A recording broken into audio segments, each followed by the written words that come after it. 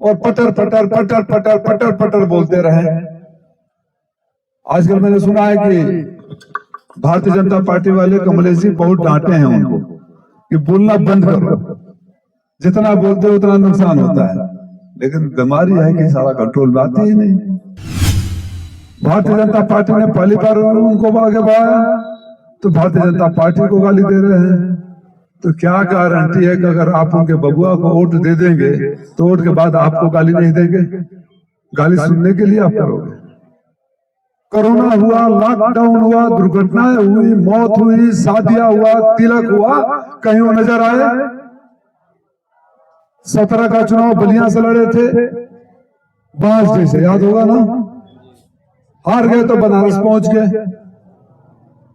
22 का बनारस से अब बर्दाश्त नहीं हुआ हार का तो 24 का चुनाव घोसी लोकसभा से लड़ने आ गए। सोचे होंगे कि शायद घोसी के लोग बेवकूफ होते हैं, कोई भी आता उसको जिता कर भेज देते हैं।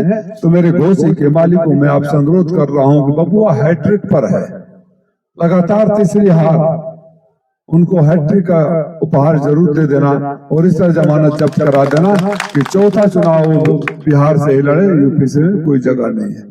संस्कार नाम की कोई चीज होती है जो दुख सुख में ना शामिल हो।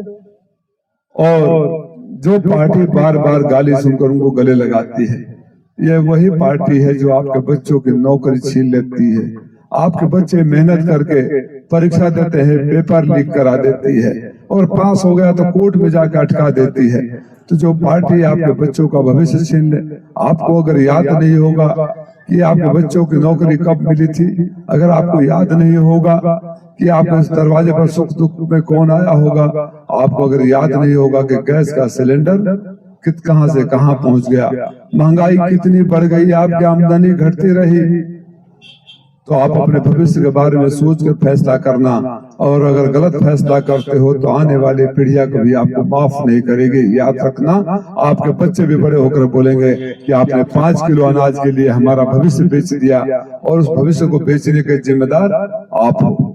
मैं आपके बगल का हूं, मैं उड़ के नहीं आऊंगा, जाऊंगा, अगर मऊ जाना भी होगा तो रसा से हट के तो जा नहीं सकता मैं कभी।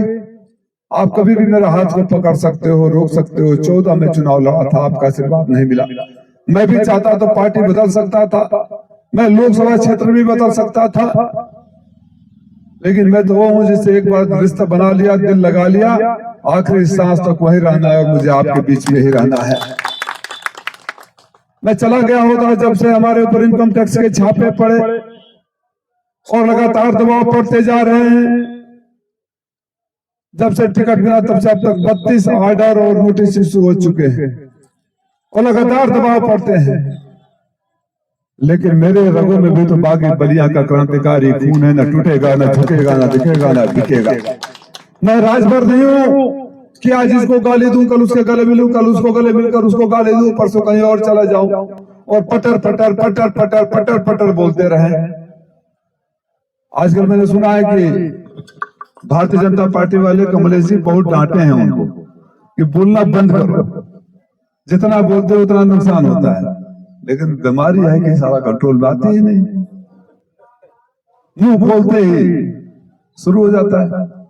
गए एक दिन चिरैया कोर्ट में, वही नौजवान, पिछड़ा वर्ग के नौजवान उनको घेर लिया जो 6.5 महीना तक आंदोलन में थे। और जब उनके दरवाजे पर गए तो बोले तुम लोग उसी के काबिल हो, तुम लाठी खाओगे। तो चिरैया कोर्ट में वोट मांगने गए तो बच्चों ने घेर लिया तो आपने वीडियो देखा होगा, भाग गए। और भाग गए तो मन में डर कि जाए तो जाए कहां, पब्लिक में जाएंगे तो जहां जा रहे हैं पब्लिक भारतीय जनता पार्टी वालों के, तो उप मुख्यमंत्री जी आकर कान पकड़ कर उठक बैठक करा रहे हैं। उस दिन महेंद्र राजभर को कितनी नींद आई होगी, इनके दिल से पूछो। और पाठक जी जब महेंद्र पांडे को गाली दे रहे थे तो सोच रहे थे कि पांडे जी से बड़ा बड़ा पावन हम पाठक जी हैं, हमको थोड़े गाली दिया है। और जब भाजपा कार्यकर्ताओं को गाली दे रहे थे तो सोचे कि हम तो बसपा से आए हैं, पहले वाले भाजपा वालों को गाली दे रहा हूं। और जब योगी मोदी साहब को गाली दे रहे थे तो सोचे कि शायद मैं ही नंबर बन जाऊंगा। अरे माफी मंगवाना था तो उस दिन माफी मंगवा लिए होते जिस दिन भारतीय जनता पार्टी में वो शामिल हुए।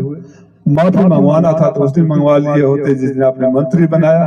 अरे माफी मंगवाना होता तो उस दिन घोसी के लोगों से कम माफी मंगवा लिए होते जिस दिन आपने टिकट दिया।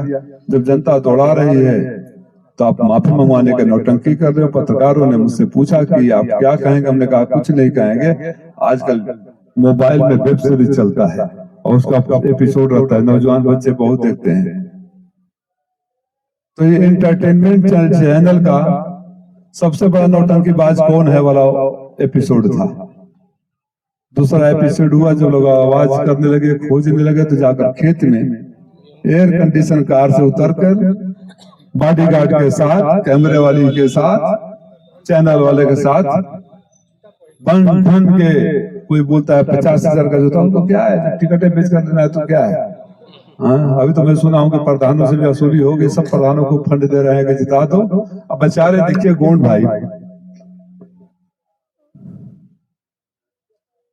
मैं सुन रहा था किसी यूट्यूब के चैनल पर गोंड भाइयों को कहा है उनका सर्टिफिकेट नहीं बन रहा है, और घोसी में सर्टिफिकेट बनवाने गए तो पुलिस ने लाठी मार कर बंद कर दिया।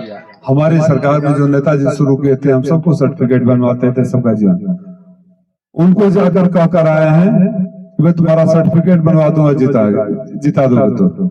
अरे ओम प्रकाश मंत्री जी, शर्म आनी चाहिए कि आप अपने बेटे को बनाने के लिए पता न कितनों को ठगते हो, कितनों को झूठ बोलते हो, कितनों को पैरों पर गिरते हो, कितनों को गाली देते हो, फिर कितनों को गले मिलते हो। तुम्हारी अगर हैसियत है तो बनवा दो। अभी बनाने का इंटेंशन होता तो नोटिफिकेशन से पहले बनवा दिया था। मेरे गोंड भाइयों, याद रखना, जब अगर कहीं आवाज जा रही है, इसमें कोई बैठा हो और नहीं बैठा तो ये आवाज पहुंचा देना कि आपको फिर ठगने का काम कर रहा है। ठगने के अलावा कोई कुछ कर नहीं सकता।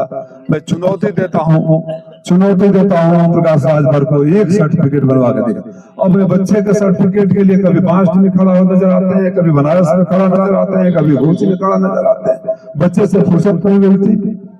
मैं तो सिर्फ इतना कहूंगा, भाषण लंबा हो गया, कि मैं आपके बीच का हूं, मैं आपका नेता नहीं, आपका भाई और बेटा हूं। और भाई और बेटे के हिसाब से 10 सालों से अगर कोई जितने उम्मीदवार खड़े हैं, एक आदमी नजर आया हो, एक आदमी आपके दुख सुख में कभी आया हो, तो मैं मजदूर तो हूं नहीं कि आपसे मजदूरी मांगू। आपका भाई और बेटा बनकर आपसे आशीर्वाद मांगने का हकदार तो जरूर हूं। नवरात्रि में आशीर्वाद दे देना मुझे, और राजीव राय के चेहरे में आपका बेटा और भाई का चेहरा नजर आएगा।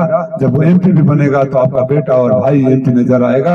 और जब घोसी से जीतकर लोकसभा में बोलेगा, जिन कल्पनाथ राय की बात करते करते हम सुनते सुनते पड़े हुए हैं, उस कल्पनाथ राय का भी चेहरा और आवाज उसमें नजर आएगा, क्योंकि सपनों को पूरा करने का काम करूंगा। एक बार फिर से घोसी लोकसभा की आवाज बुझेगी और पूरा देश सुनेगा। सरकार कोई भी होगी, सरकार भी झुकेगी। इसलिए अनुरोध करता हूं कि आप अपने मान सम्मान के लिए, अपने बच्चों के भविष्य के लिए, उनके आने वाले कल के लिए, और अपने घर की बेटी बहनों को आबरू के लिए आशीर्वाद जरूर दे दीजिएगा।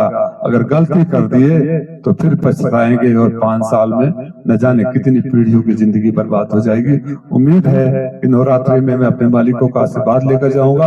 आप सबको बहुत बहुत धन्यवाद। जय हिंद, जय समाजवाद।